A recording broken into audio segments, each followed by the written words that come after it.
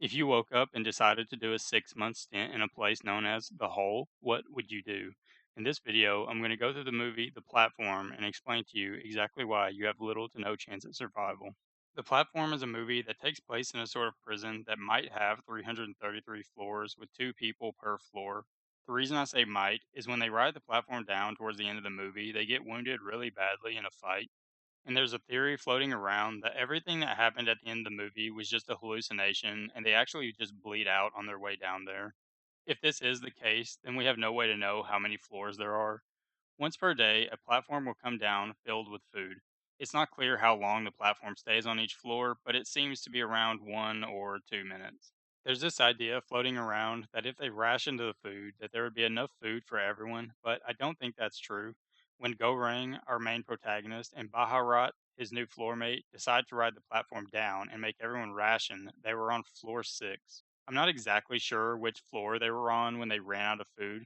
The last floor they showed before reaching the bottom was 250, so they ran out of food in the high 200s, low 300s. But we also have to keep in mind that they didn't let anyone from floor 7 to 50 eat anything, not to mention the platform also skipped a lot of floors because the people were already dead. So there's not a chance in hell there's enough food to go around. I also want to mention that you cannot hoard food. If you try to keep anything after the platform moves on, they will keep raising the temperature until you're a nice charboiled steak or you put whatever you took back. With that out of the way, how would you find yourself in this godforsaken hellhole? There are two ways of getting down here. You could volunteer like Gorang does for some kind of degree, or you could choose to go here instead of serving out a regular prison sentence like Trimagasi did. Volunteering to go into a place like this is pretty damn stupid, but it seemed like Gorang didn't know very much about this place. You're allowed to bring one item in with you. Gorang brought a book with him, and Trimagasi brought a knife that apparently sharpens itself. It's incredible. The longer I use it, the sharper it gets. It's unclear how strict they are on this one item policy. Like if you bring a gun, would the bullets count as a separate item? I do believe that this is the case since we don't see a single person in the movie bring a gun. Most people brought things like knives, a sword, or a baseball bat. You will start out getting placed on one of the 333 floors. At the end of each month, they will gas you and place you on another random floor. If your floor mate is still alive, then you will have the same one. If they are dead, then you will get a new one. Once inside the hole, you can do pretty much whatever you want, except for hoard food, as I discussed earlier. Nerd Explains made a how to beat video on this movie a while back, and I want to go through his 6 methods. The first one is kill everyone else, which, as he explains, is kind of what happens in the movie when Goreng and Baharat tried to enforce rationing by riding the platform down. This could work if you're willing to murder hundreds of people, but there are a couple of problems with this. The first one is you would need to convince your floor mate to go down with you to have a chance at this. Something tells me that if you go by yourself and try to fight 1v2 on the floors below, that you would just end up feeding another floor for a month. In the movie, he easily convinces Baharat to go down, but in reality, I don't think it would be this easy, especially since they're on floor 6. That's a guaranteed month of survival. Why risk your life when you don't have to? Maybe if they were on a lower floor, you could convince your floor mate to ride the platform down with you, but if there's no food, then what is the point, unless you want to ride the platform back up? The next problem with this is you're going to have to fight a bunch of people on the way down. On the higher floors with food, people probably wouldn't risk fighting you, but once you get down on the lower ones, I doubt they're going to give you a chance to explain. They're just going to attack you like the starving animals they are, so I think the most likely outcome of this would be you riding down by yourself and getting cannibalized by someone on the lower floors. The second way was just waiting it out and serving your sentence, which is probably your best chance at making it out of here, depending on how long your sentence is. I still think you have a next to zero chance of surviving this way. It's hard to say at what floor the food runs out. In the movie, a guy says he was on floor 88 and he was lucky to survive. Now, I can't be sure if that means very little or zero food made it to his floor, but Gorang and Trimagasi started out on floor 48 and there wasn't a ton of food left. They were pretty much just eating scraps. So, with another 40 floors from them to that guy, I would say that no food made it to him. Also, as I mentioned earlier, when Gorang and Baharat rode the platform down, they didn't start handing out food till floor 51. So it's pretty safe to assume that food runs out around floor 50 to maybe 60.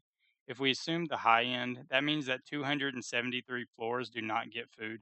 That leaves you an 18% chance at best at being on a floor that gets food. In the movie, Goreng never gets placed on a floor with no food twice in a row. This is extremely unlikely since 82% of the floors do not get food. The point is, just waiting out your sentence is probably the best way to survive, but it's still pretty shit odds. The third way is riding the platform up. If you're placed on a lower floor and you might starve to death, then hey, may as well try it. Jumping on the platform on its way up is a bad idea because of, well, you can see. So you have to go down first, which is what ends up happening in the movie. They do smash a lot of heads with the bars they got from their bed frames, but eventually they take a fight they don't easily win and receive some lethal wounds that ends up killing them both. The ending is a bit of a mystery, but the most common theory I could find is that Gorang and Baharat bled to death after their fight, and all that stuff at the end where he found that kid and sent her up with the platform and then walked off into the darkness of the bottom floor was just a hallucination. So if you manage to make it all the way to the bottom and ride the platform back up, what happens? Well, we don't really know, but when he was being interviewed, they said once you're inside, you can't get out till the agreed period is over. So I imagine they would just knock you out and put you back in. His next solution is don't volunteer. I mean, that doesn't really help you if you're already in the hole, but yeah, don't volunteer to imprison yourself in a place called the hole. It's unclear how much is known by people outside the hole. Goring didn't seem to know anything about it at all. Solution 5 is bring a useful item. The problem with this is you would be going into this with little to no knowledge, so you wouldn't know what to prepare for. Nerd talks about bringing a weapon with a bunch of extra ammo or extra food that you could fit into a carry on. The problem is, how strict are they about this one item rule? I think they are very strict. There's only one person in the movie that brought more than one item, and that's this guy who brought a bunch of money with him. I think they just didn't care in his case because it wouldn't help him survive at all. And it's their rules. They get to choose how they enforce them. I really doubt they're going to let you bring a backpack full of food with you or a ton of extra bullets. The fact that not a single person in the movie brought a gun with them backs this up. As for the extra food, you would have to share it with your floor mate or kill him so that you would not have to share, which would be a lot harder to do if you didn't bring a weapon with you. I really like Nerd Explains videos, but this last solution is just laughable. He talks about fashioning a rope out of bed sheets and then throwing it up right as the platform comes down to the floor above, then climbing up as the platform lowers, somehow climbing onto it and jumping onto the floor above. You're going to have some kind of double jump video game mechanics for this to work, especially if you're going to do this while holding a weapon. If you do make it onto the platform and grab the ledge above, they would probably just kick you in the face and knock you back down. Even if you pulled this off and climb up, it's still going to be a 2v1 fight. But let's say that you manage to make it to the top. There's still the same problem with riding the platform up. I believe that they would just end up knocking you out and throwing you back into the hole. In the end, I think there's only one way to make it out of the hole, and that's serving out your sentence. When you're on the floors with food, you're good for a month. When you get placed on a lower floor, you're going to have to kill and eat your floor mate. But even with that, you also have to keep from going insane, and that's going to be another major obstacle. You're stuck in a cell with nothing to do but eat your floor mate and stare at the wall. So, in the end, if someone else doesn't kill you or you succumb to starvation, the ever tightening grip of insanity may plunge you into darkness. If you enjoyed this video, please consider subscribing and leaving a like. I would really appreciate it. And remember, if you're hungry, eat your neighbor.